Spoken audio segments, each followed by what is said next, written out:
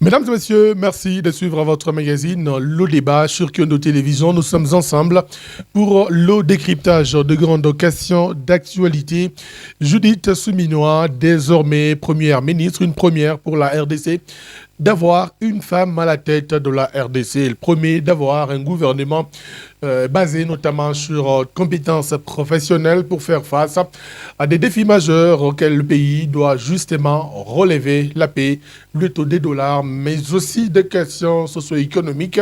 On va également faire le point sur la situation sécuritaire avec notamment ces nouvelles révélations à propos des acteurs politiques impliqués au niveau interne, ceux qui appuient selon d'abord Augustin Kabouya lors de sa matinée politique, à l'imiter ensuite Eric, cet ancien conseiller présenté justement par la DEMIAP, les renseignements militaires, qui y a cité nommément certains acteurs politiques. On va faire le contour de toutes ces questions avec deux invités qui sont avec nous sur ce plateau. D'abord, M. Koutecha Salomo, il représente le régime en place, ça veut dire l'Union sacrée de la nation. M. Koutecha, merci à vous d'accepter notre invitation dans ce magazine de débat. Merci, M. José, pour l'invitation. Mes salutations aux téléspectateurs qui nous suivent de partout. Surtout l'honneur à cette grande chaîne Kyondo qui nous reçoit en tout cas. Nous sommes très à l'aise pour parler République. Bien, merci à vous. Nous avons justement pour le compte du PPRD, pour ne pas parler du Front commun pour le Congo, le FCC, Monsieur Jerry, il est justement communicateur, analyste des questions politiques. Merci d'accepter notre invitation. Merci Monsieur José pour l'invitation. Bien, avec vous, on va débuter ce magazine. La première question, elle a trait à cette nomination, notamment d'une dame, par le président Tshisekedi, une première depuis l'accession du pays à l'indépendance.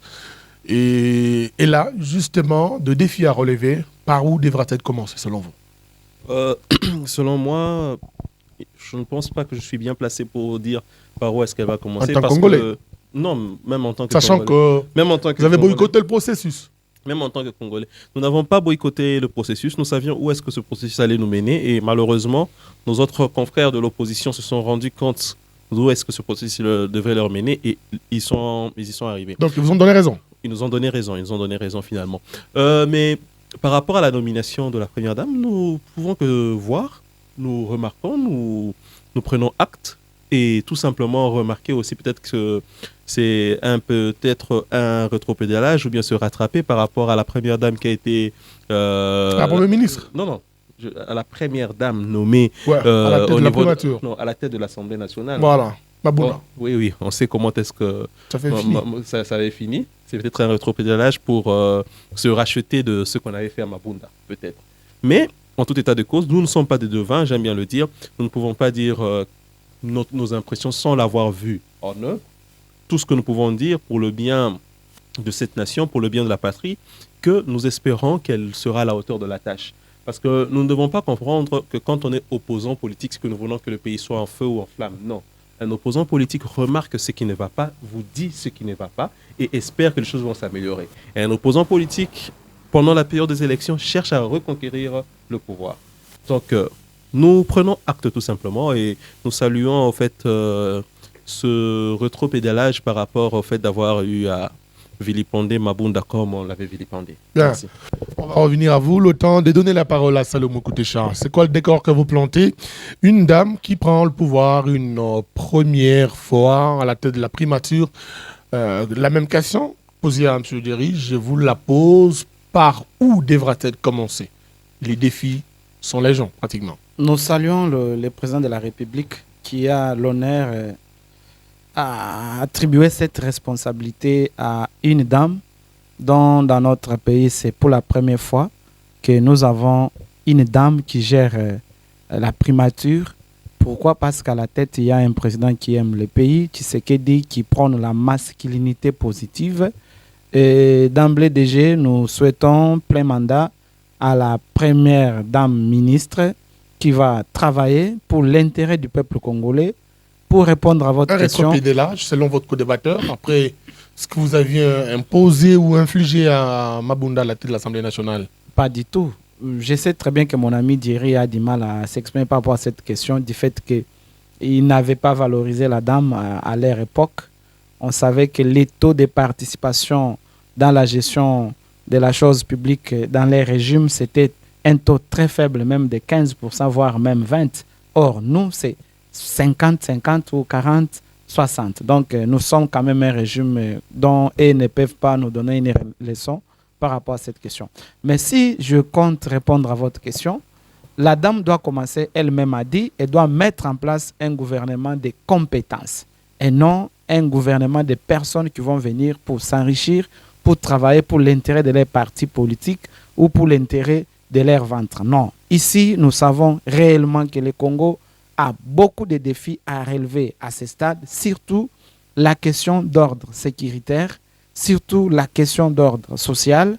Vous êtes sans ignorer qu'aujourd'hui, le taux de dollars est en train de grimper du jour au lendemain, mais elle-même a même évoqué et doit commencer par là. Ça veut dire poser les jalons parce qu'elle a une expérience que tout le monde a vu en œuvre avec les projets de développement de 145 territoires où aujourd'hui nous avons plus de 1000 écoles construites dans notre pays. Aujourd'hui, il y a des hôpitaux, il y a des centres de santé qui n'existaient pas dans des milieux ruraux sous la gestion de la première dame, Madame Judith, en tant que ministre de plan. Elle a quand même fait quelque chose de bon. Donc, elle connaît par où elle va commencer. Répondre. Plus de réussir. Et là, pour moi, Salomon, je peux lui donner 100% de chance parce que nous savons qu'elle est à la hauteur, mais avec la volonté de ses ministres, avec la volonté du président de la République et la volonté du peuple congolais, elle peut y arriver. Si nous ne l'accompagnons pas, à mon humble avis, ça restera une chanson. Mais en tant que compatriote, elle a pleine chance, elle a plein pouvoir pour qu'elle puisse rester pendant son mandat. Alors, Djeri Kassinde, il y a les questions principales qui attendent la prochaine équipe gouvernementale, le taux des dollars, le social de la population. Vous avez un point de vue à émettre en tant que tel? Monsieur José, vous savez, c'est qu'il y a un peu d'admiratif avec nos confrères au niveau de l'Union sacrée ou ceux qui sont au pouvoir. C'est que deux fois, ils se contredisent, mais sont à l'aise dans leurs contradictions.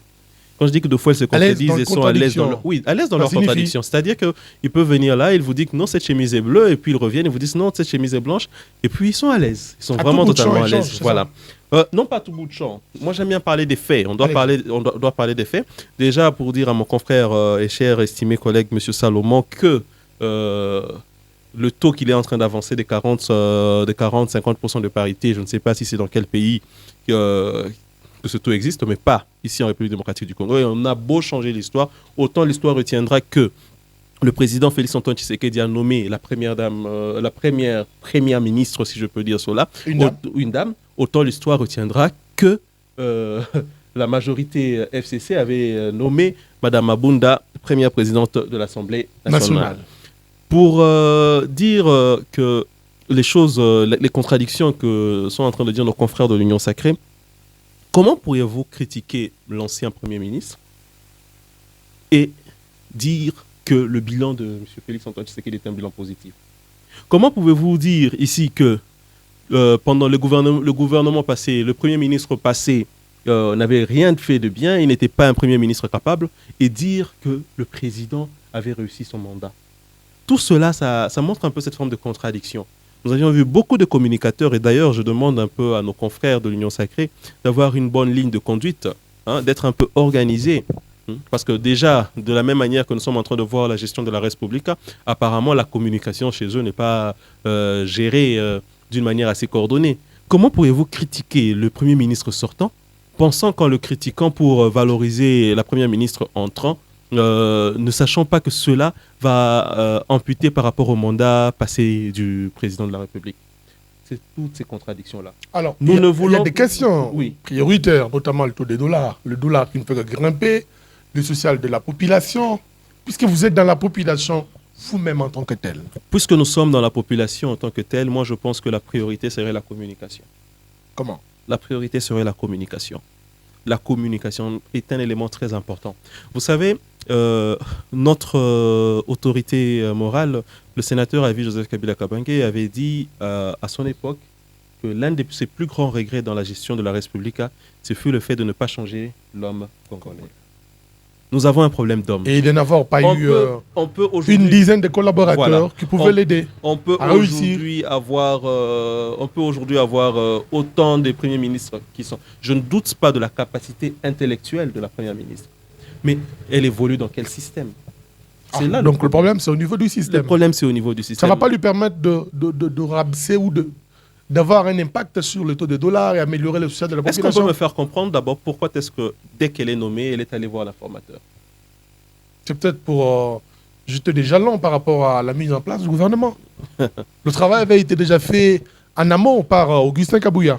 Que ce soit dans mon camp politique, que ce soit dans le camp politique du pouvoir, j'espère qu'un jour nous dépasserons ce niveau de, je pourrais dire un peu de théâtralisation, ou bien ce niveau de culte de la personnalité, ou de redevance, si je peux dire ainsi. La priorité est dans la communication. Aujourd'hui, notre communication, surtout dans la diplomatie, à la diplomatie et à la politique étrangère, elle est vraiment nulle.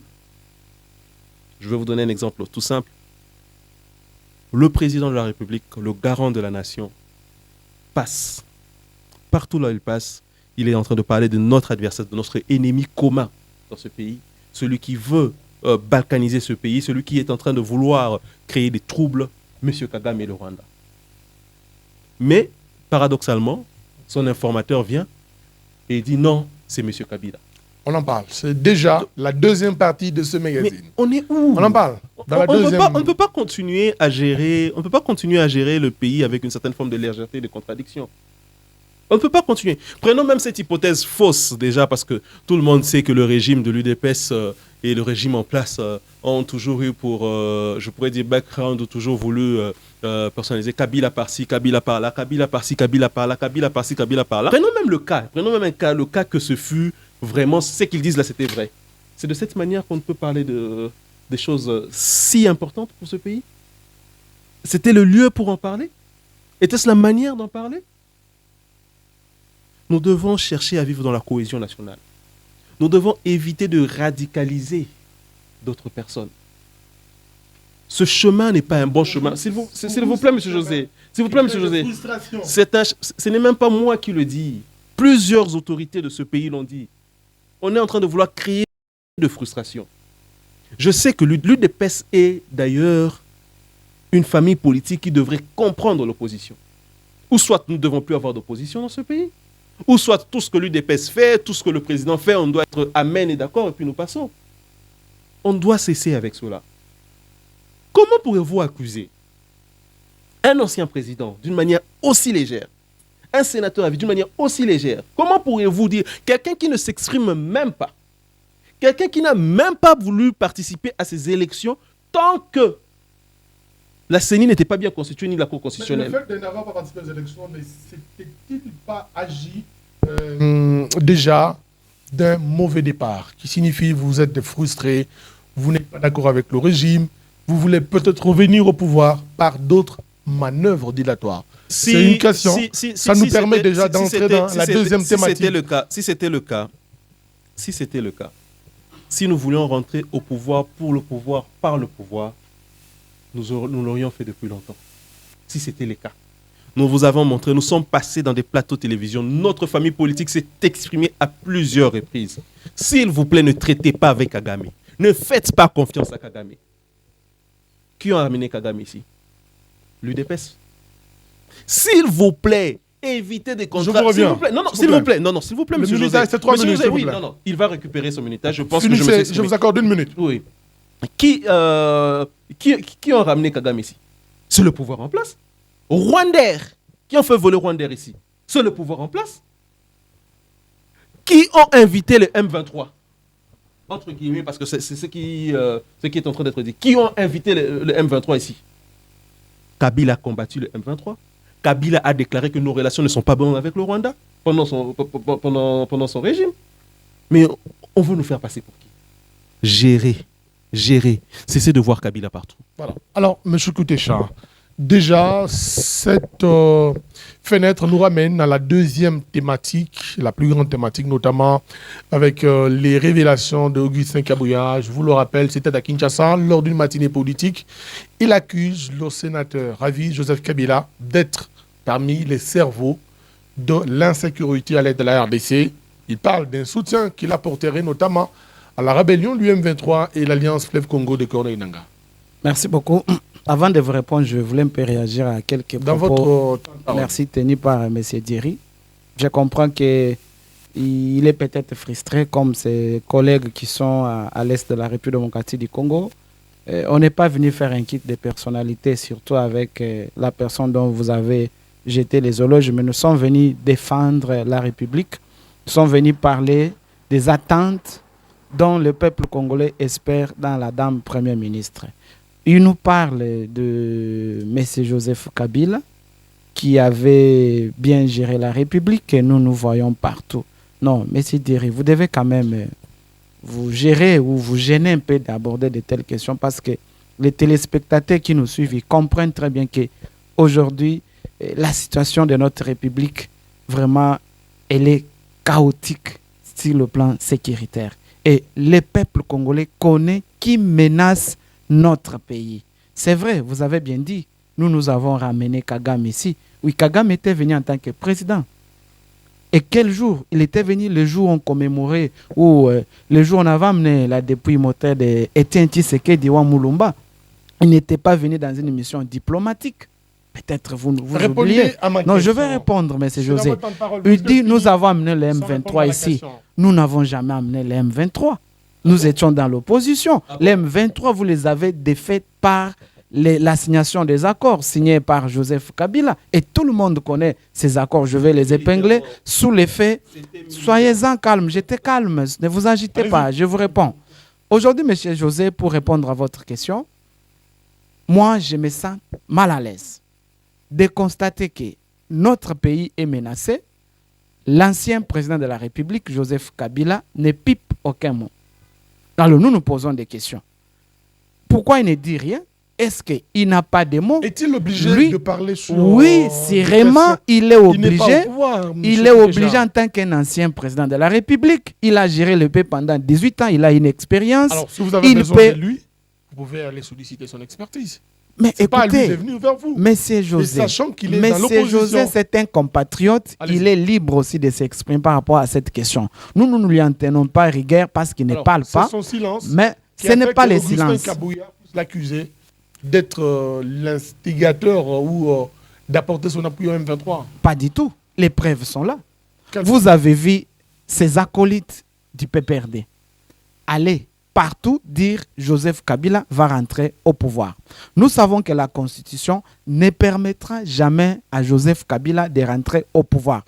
Par n'importe quel mécanisme, par n'importe quelle magie, il ne peut plus. Ça veut dire qu'il avait fait ses deux mandats et c'est fini. Nous avons suivi son épouse qui a dit tout haut, à Goma exactement, que priez pour que mon mari revienne au pouvoir. Nous avons suivi sa chargée de communication, Mme Barbara, qui a dit clairement que Joseph Kabila doit revenir au pouvoir. Alors, nous nous posons des questions.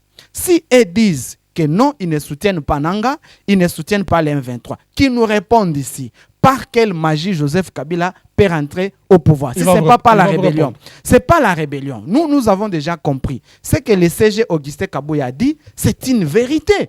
Aujourd'hui, vous avez vu les proches de Nanga, qui est son conseil chargé des questions stratégiques et politiques, qui a été arrêté par la DEMIAP, que nous saluons, qui a dénoncé tout haut que les contacts militaires. Je parle d'Éric Nkumba, qui est exactement, qui a dit tout haut que non, les contacts militaires, c'est l'ancien président qui les avait donnés. Si aujourd'hui, Nanga, nous conscients très bien que, soi-disant, il était pasteur, aujourd'hui se transforme d'un rebelle, ce n'est qu'un échantillon. Ce n'est que, comment dirais-je, c'est un placebo.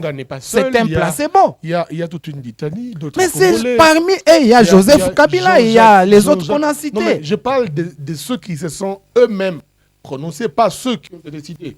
Je parle de Jean-Jacques Mamba, il y a Yannick Tissola qui a rejoint, Adam Chaloué. Ces jeunes ne sont-ils pas la résultante des frustrations qu'on a évoquées tout à l'heure, aujourd'hui? est-ce que, M. José, lorsque vous êtes frustré, vous devez prendre les armes? Mais moi, je suis frustré parce que j'étais candidat aux élections. Je ne suis pas passé. Pourquoi je n'ai pas, non élu, pas malheureux? Pourquoi je n'ai pas pris, exactement, ou non proclamé par la CENI? Pourquoi je n'ai pas pris les armes pour aller rejoindre les autres? Parce que je suis frustré. Même dans l'opposition, même dans les pouvoirs, il y a toujours, même au sein des lits des PES, il y a les frustrés. Ça ne veut pas dire que quand vous n'aimez pas la tête de Tshisekedi, vous devez prendre les armes pour aller combattre. Non, ça, ce n'est pas une façon d'aimer la République. Moi, je pense que notre pays, à ce stade, a besoin de vrais compatriotes qui aiment ce pays, qui vont se sacrifier pour que la paix règne. Mais si nos compatriotes prennent les armes et que M. Diri vient défendre que non, le sénateur à vie n'est pas inculpé, nous pensons qu'il y a la justice. Donc vous soutenez la version de l'ex-conseiller de Nanga qui parle des contacts militaires qui avaient été donnés par le sénateur Avi. Vous soutenez? Il y a les signes qui montrent... Il y en a qui disent que c'est des paroles qu'on a mis dans sa bouche. C'est une grande personne, il a 52 ans, ce n'est pas un petit enfant qu'on doit mettre des paroles, c'est un responsable. Moi, je pense qu'il y a les signes qui ne trompent pas. La guerre de l'Est, Nanga est soutenu par les personnes qu'on a citées par les conseils stratégiques de M. Nanga. Donc, à cette façon de faire les choses, nous pensons que nous nous préparons. Mais c'est Diri est encore jeune. Moi, je pensais qu'il était avec les autres à l'Est, mais je suis étonné de le voir. Peut-être qu'il est ici pour donner des renseignements. Qu'il cesse. Merci, ce n'est pas une façon de faire la République. Alors, M. Djeri Kassinde, votre réaction? Il y a cet ancien conseiller stratégique de Corneille Nanga qui a été à la DEMIAP et qui a cité nommément des contacts au niveau interne. Et malheureusement ou heureusement, il y a les noms qui reviennent récurrents dans celui du sénateur Avi. Vous savez, votre autorité morale. Je viens d'avoir une pensée envers Lumumba et me demander s'il savait comment ce pays allait être. Est-ce que réellement il aurait donné sa vie pour ce pays? Parce que ce qui me cœur ici, c'est que, comme je le disais, M. Salomon est en train encore de se contredire. Ne parlons pas d'une chose et de son contraire. M. Salomon, vous avez parlé de la justice. Il dit non, nous pensons qu'il y a la justice. Si, ce sont les mots que vous venez de dire, il n'y a même pas 3 minutes. Nous pensons qu'il y a la justice, pas venir devant la justice. Vous parlez de quelle justice? La justice dont lui-même, notre président de la République, Félix Antoine Tshisekedi. J'aimerais regarder M. Salomon. Notre président de la République a dit que la justice était malade. Peut-être qu'on ne se rappelle pas de ça. Je pense, ou bien encore, M. Salomon ne vit pas ici au Congo. Chers téléspectateurs, le président de la République a dit que la justice était malade. Mais après quelque temps, cette même justice qui est malade, on vient de lui donner le moratoire contre la peine de mort. Donc aujourd'hui, la même justice, c'est comme si je disais que non, je reconnais que tel est fou. Il n'y a pas de lien entre s'il vous plaît, si, non, il y a un lien. Je suis en train de vouloir vous le démontrer. Allez-y. Directement, on dit que non, il y a la peine de mort. Est-ce que nous sommes en train de nous demander, n'est-ce pas un moyen juste de vouloir écarter les adversaires politiques? N'est-ce pas un moyen de vouloir écarter toute forme d'opposition dans ce pays? N'est-ce pas un moyen de vouloir nous remettre dans les souvenirs tristes des martyrs de la Pentecôte? Parce que quand M. Salomon dit... de faire peur à ceux qui menacent l'intégrité territoriale de notre pays. Cela peut aussi être. Par exemple. Pourquoi je suis en train de dire, n'est-ce pas moi? Je suis en train de poser une question. Voilà. Comme Salomon dit que non, par quel moyen le sénateur Avi Joseph Kabila va revenir au pouvoir? La Constitution, elle est claire. Nul ne peut faire 2 mandats successifs. Le sénateur Avi Joseph Kabila a fait ses 2 mandats successifs. Et puis, il y a eu M. le Président Antoine Tshisekedi qui est venu au pouvoir. Le président Antoine Tshisekedi est en train de faire ses 2 mandats successifs. Après cela, le sénateur Avi, s'il y a élection, quand il y aura élection, a le droit... S'il vous plaît, laissez-moi... Je suis en train d'arriver. Parce que c'est une question qu'il a posée. Nous sommes des républicains. Il y a eu la première passation pacifique du pouvoir. Et nous n'avons pas, nous ne sommes pas dans l'optique de la guerre. Nous sommes contre la guerre. C'est nous qui avons combattu le M23. Vous n'avez pas réagi? S'il vous plaît, je suis en train d'arriver. Sur le DEMIAP. Je suis en train d'arriver. C'est nous qui avons combattu le M23, M. José. C'est nous qui avons vaincu militairement le M23. C'est nous qui vous avions dit ne venez pas avec le AC. Mais lui parle des accords qui avaient fait que... Qu'il nous montre, qu'il nous étale ces accords. S'il vous plaît, qu'il nous étale ces accords. Qu'il nous étale ces accords. Nous verrons bien parce que nous savons la technique de manipulation qui est dans l'autre camp, qui puisse nous étaler ces accords. Nous avons même vu des documentaires à l'époque. S'il vous plaît, monsieur José. Parlez des brassages. Monsieur José, j'ai comme l'impression que vous prenez parti pour. Non, je ne prends pas parti. Vous lui avez laissé s'exprimer. Laissez-moi m'exprimer. Je vous l'accorde. Je dis que nous avons vaincu le M23 militairement. Les images sont là, les documentaires 2023 et 2013 plutôt. Oui, les documentaires même qui datent de 2017-2018 sont là, attestant cette victoire-là. Pourquoi on a toujours eu la politique de la terre brûlée? Tout ce que les autres ont fait était mal, c'est nous qui venons pour faire des bonnes choses. Le sénateur à vie Joseph Kabila Kabange aujourd'hui est reconnu comme le vrai et le plus grand opposant politique et comme l'homme le plus populaire de la République démocratique du Congo. C'est juste une fuite en avant où ce régime sait qu'après leur mandat, c'est le sénateur à vie Joseph Kabila Kabange qui va rentrer au pouvoir. Parce que, s'il vous plaît, la position de la première dame honoraire, Olive Lemay. Je la soutiens à 100%. Je la soutiens à 100% cette position. Parce qu'aujourd'hui, nous avons vu ce qu'est l'UDPS. Nous avons vu ce que ce régime, ce que par rapport à ce qu'ils disaient, par rapport à ce qu'ils étaient en train de faire, nous avons vu cela. Aujourd'hui, où en sommes-nous avec le taux de dollar? Où en sommes-nous avec le social? Où en sommes-nous avec la sécurité du pays? Et alors, ils sont en train de vouloir faire de voies et moyens pour vouloir accuser faussement le sénateur à vie Joseph Kabila Kabange. Tout simplement. Donc vous voulez dire qu'ils veulent l'écarter avant les prochaines élections. Et il y a quelque chose qui vient de me faire rire par rapport aux propos. Il y a quelque chose qu'on l'appelle sénateur à vie. Bien sûr. Il a le rang de sénateur à vie parce qu'il a les droits en tant qu'un ancien président de la République de juger de cela. Débat. Mais maintenant, il a posé une question. Il a demandé ici pourquoi le sénateur à vie Joseph Kabila Kabange ne s'exprime pas. Je vous ai dit encore au début de cette émission, vous voulez une chose et son contraire. Je vous rappelle que tellement que le sénateur à vie Joseph Kabila Kabange était devenu très populaire à Kinshasa, quand il se déplaçait, il y avait toujours des mouvements. Il a commencé à avoir des attaques. Oh, Kingakati, oh, ceci, oh, cela. Il a quitté pour venir ici à Lubumbashi. Ça a encore continué. Il a tenu une matinée politique. Ce sont les mêmes qui demandent aujourd'hui à Kabila de s'exprimer, qui disent que non, le sénateur à vie Joseph Kabila Kabange est tenu de réserve. Donc, il n'est tenu que de réserve pour s'exprimer que quand cela vous chante. Et quand vous voulez qu'il s'exprime, il doit s'exprimer. Il est votre pion. Une chose et son contraire avec ce régime. Alors, monsieur Salomon Goutecha, rapidement, votre réaction. La question qui reste pendante, c'est quoi l'idée qui passe derrière? Notamment Augustin Kabouya qui accuse Joseph Kabila, mais aussi les services de sécurité qui reviennent avec notamment ce conseiller de Corneille Nangaa. Je crois qu'avant de répondre, M. Djeri, il fait du méli-mélo, il ne comprend pas. Il est juriste, à mon avis. À mon avis, il est juriste, mais il s'est contredit lorsqu'il dit que Joseph Kabila, après les 2 mandats, peut revenir. On l'appelle sénateur à vie. Ça, il fallait que je corrige cela. Ici, si nous voulons prendre les accusations de M. Augustin Kabouya, je l'ai bien dit, que Kabouya a dénoncé ou a communiqué avec ses partisans de l'IDPS. C'est tout à fait normal à un secrétaire général d'un parti politique de donner les informations à sa base. C'est dans cette matinée. Mais ce qu'il acquis, c'est une vérité. J'ai posé la question à M. Diri. Par quel mécanisme Joseph Kabila compte rentrer dans le pouvoir? Il m'a dit, après les demandes, nous insignons la rébellion.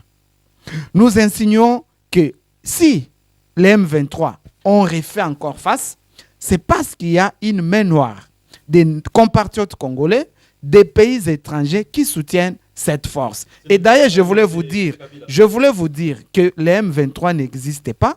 C'est le Rwanda, avec les multinationaux qui veulent s'enrichir sous les dos des Congolais. Je ne me contredis pas.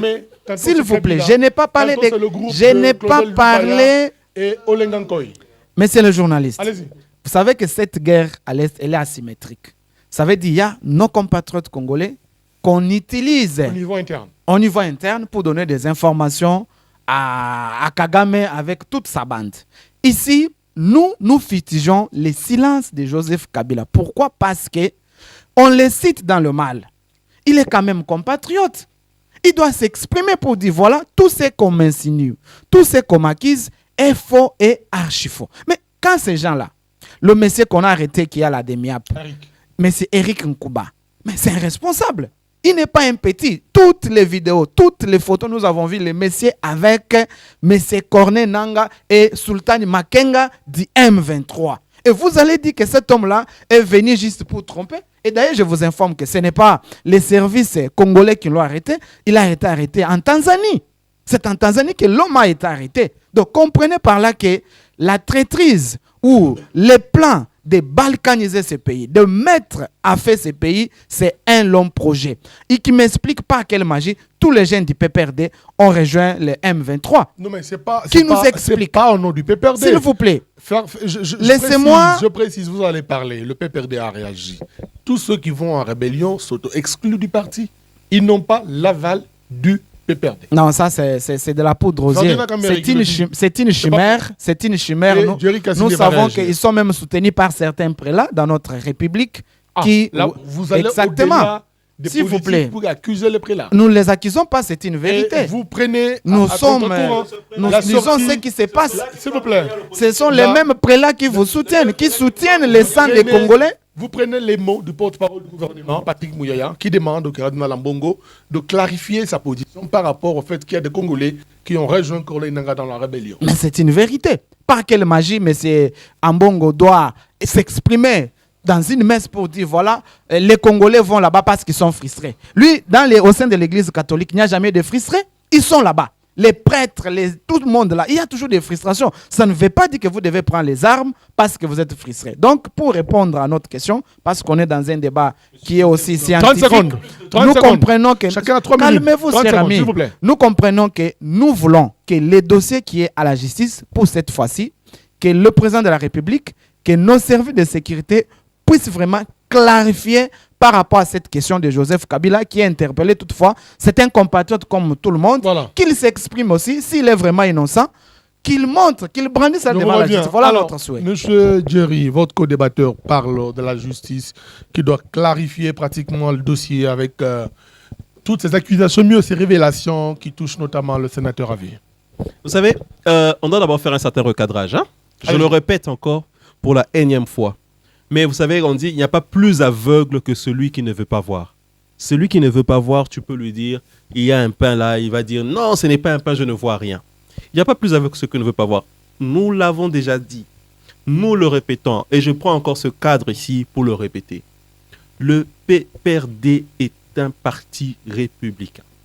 Nous n'avons rien à voir avec l'opposition, avec la rébellion. Autant... Aujourd'hui, si on veut nous dire que nous sommes ceux qui sont en train d'aller à la rébellion, autant nous devons nous dire alors que nous sommes les plus grands, permettez-moi ce terme-là, les plus grands apports du régime de Félix Antoine Tshisekedi. Prenons le nom. Vous n'allez pas dire parce qu'il y a eu 2 ou 3 personnes qui ont quitté le parti.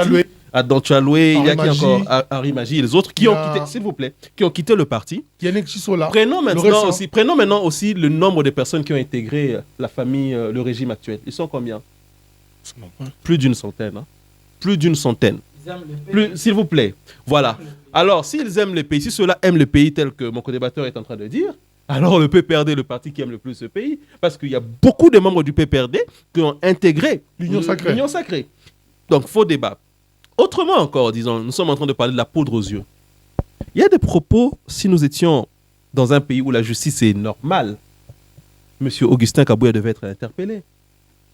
Par quelle magie autant qu'il est en train de me dire, M. Salomon, sur le fait que le sénateur Avier Joseph Kabila va se représenter, je l'ai explicitement dit par rapport à l'article de la Constitution, mais par quelle magie on dit que Oeza Manda Yasuka et Félix Antoine Tshisekedi? Que dit la Constitution? Un autre débat. Que dit la Constitution? Vous passez, vous dites non, ça ce n'est pas le dernier mandat de Félix Antoine Tshisekedi. Comment vous pouvez dire ça à la population? Nous sommes dans un pays riche en potentiel. Nous sommes dans un pays qui avait déjà pris son élan. J'en appelle à la population, j'en appelle aux politiques. Nous devons être responsables. Nous ne devons pas traiter des faits qui sont très importants d'une manière aussi légère. Il est temps d'avoir une vision à court, moyen et long terme pour ce pays. On ne peut pas continuer toujours avec autant de légèreté. Toujours à dire des propos pareils.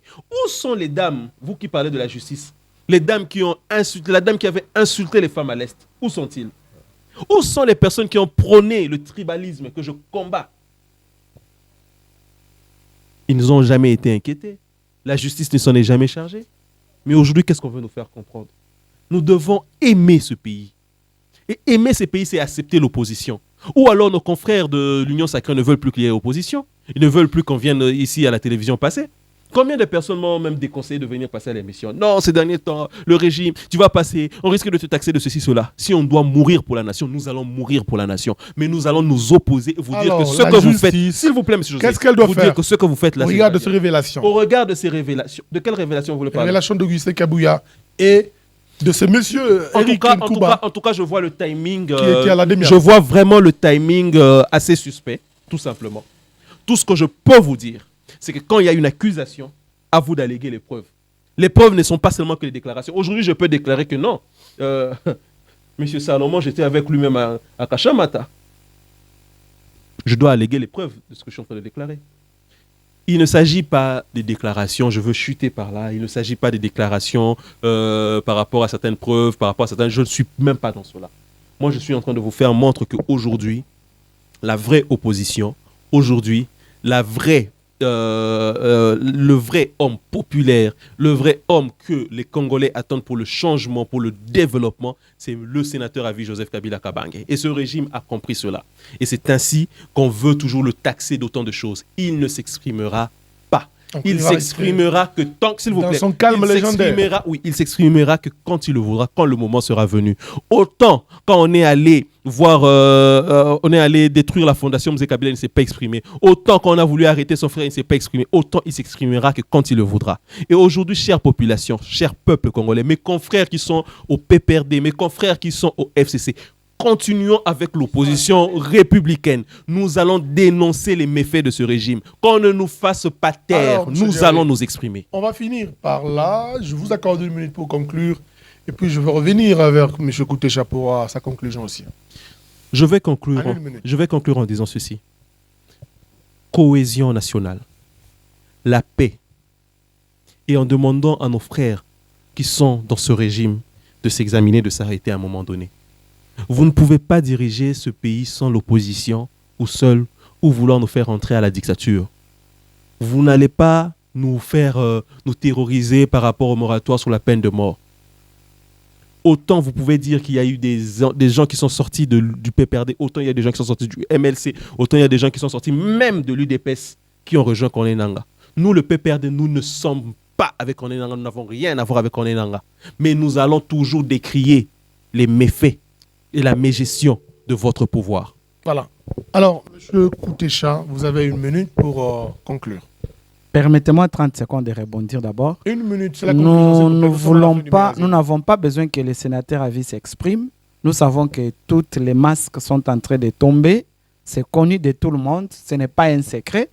Qu'ils s'expriment ou pas, nous savons que la vérité est déjà connue par le peuple congolais. Quelle vérité? Vous la connaissez. C'est une vérité qui est en train d'être dite par tout le monde qu'on veut qu'il rentre au pouvoir, coûte que coûte, même par la rébellion, même par les coups des armes. Il peut rentrer au pouvoir.